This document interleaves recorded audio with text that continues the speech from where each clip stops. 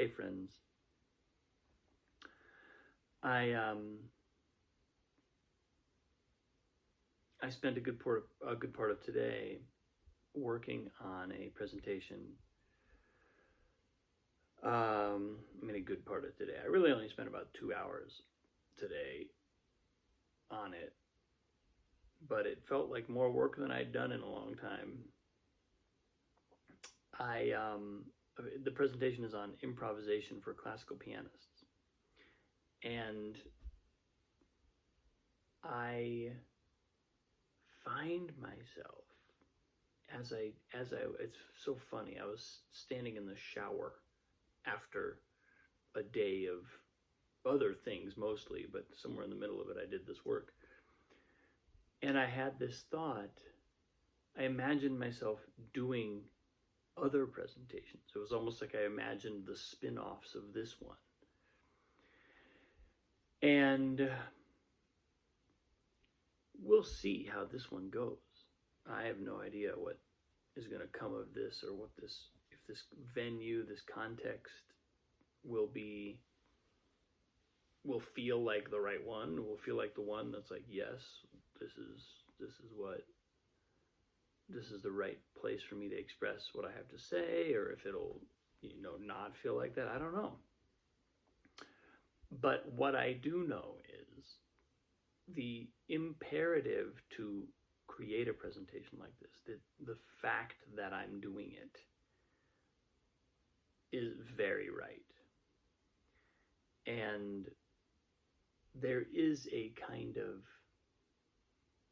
there has always been in me a kind of pedagogical bent, a pedagogical enthusiasm. I do enjoy teaching certain things.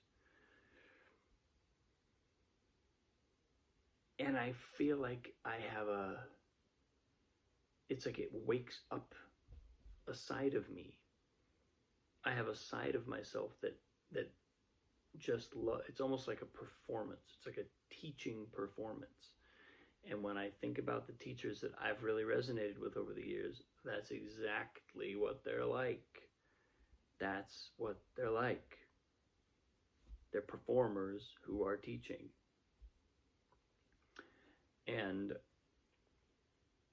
so it makes perfect sense. But I have, it's almost like I have these,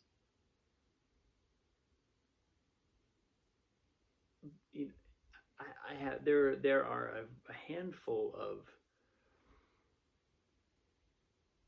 I don't know whether to call them nuggets. That was the first word that came to mind. But they're more like,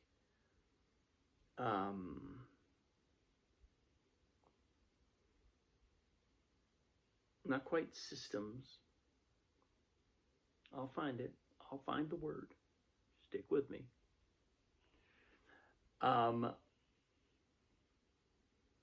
Well, they're like access points to a certain aspect of music. And I've long felt that if you get the access point right, if you open the right door, or if you go through, if you're invited into a particular domain of music, a particular area of music in the right way, it just unlocks that whole area instantly. It doesn't mean that you can instantly play compellingly. That would only come with practice and with actually wanting to, having something to express in that particular domain of music. And I'm thinking particularly of styles of jazz playing, approaches to jazz harmony that create certain kinds of sounds. I'm thinking of all the kind of major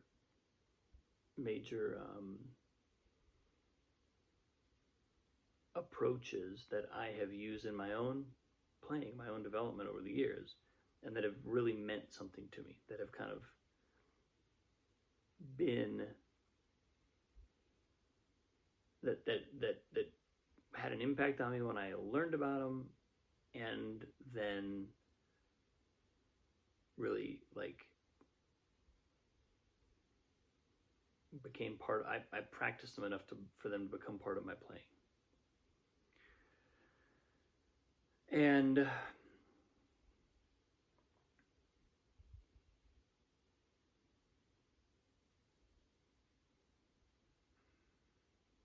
so when I think about those, I just get excited. I just get excited to talk about and present what I know. Because, I recently, I think I mentioned this on a post maybe a month or two ago. I was poking around online, and I found something. It was like the Berklee School of Music theory book, 75-page PDF. It's like a summary of their approach to music theory. And I was like, I know all this stuff and I could teach it better. Sorry, Berklee.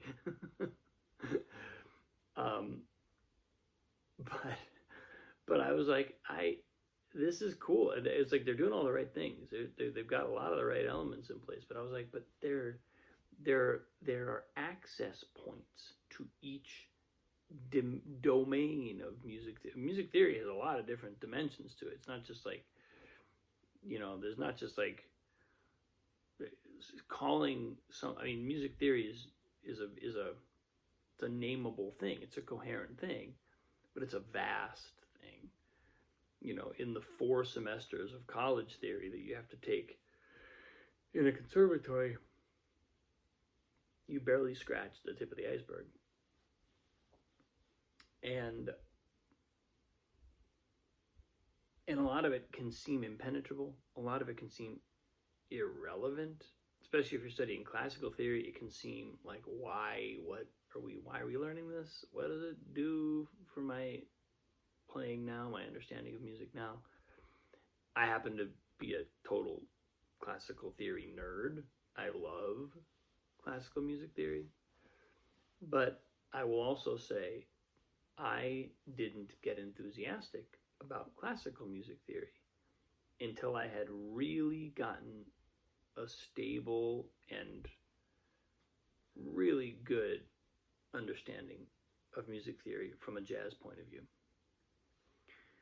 Because all of a sudden I could go back to classical music theory, and it was almost like I could activate it. I could make it active. Jazz. The thing about the difference between jazz theory and classical theory is, by and large, classical theory is analytical. Jazz theory is generative, or it's intended. You're learning music theory with the intention of employing it to improvise, to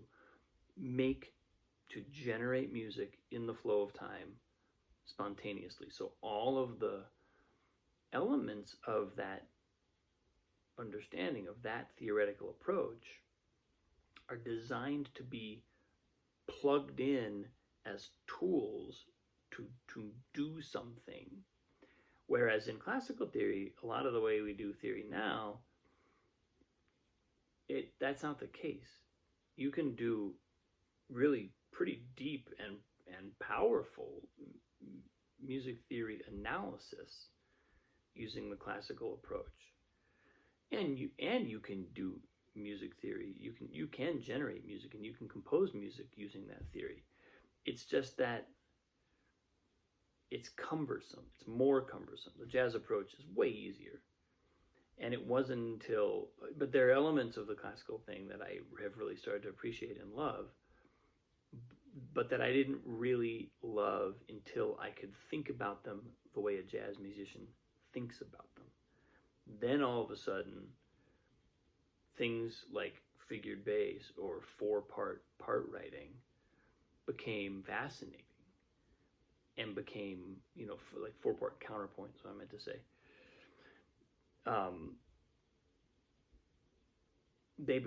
They suddenly became playgrounds because I was already thinking in this active way because of my improvisational background. So anyway, I've gone off track from what I started out saying, but my point is I have a lot of enthusiasm for that area. I get a lot of joy from thinking about that and from sharing how I think about that. And from watching people go from not understanding something to understanding something. I think it's something about the musical language. I just love teaching it. I love watching people get it.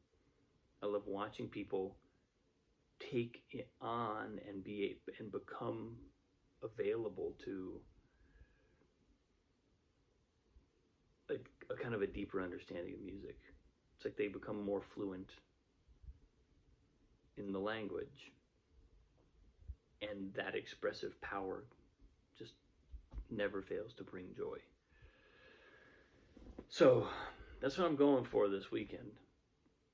We'll see how it goes. I certainly could use a few more hours of prep time, but I've got a few more hours of prep time.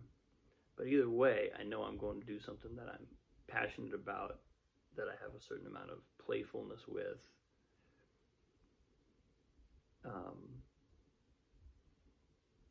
And then I'm already thinking past this presentation. I'm already thinking to the next one and trying to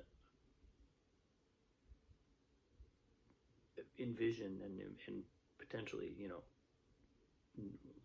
start to pitch. Hey, this is what I could do. This is another thing I could do. This is another way I could contribute to an event like this and to an environment like this. So hopefully to people who also share that passion. So that's where I am today, people. In my music theory brain. Thanks for watching. I appreciate you.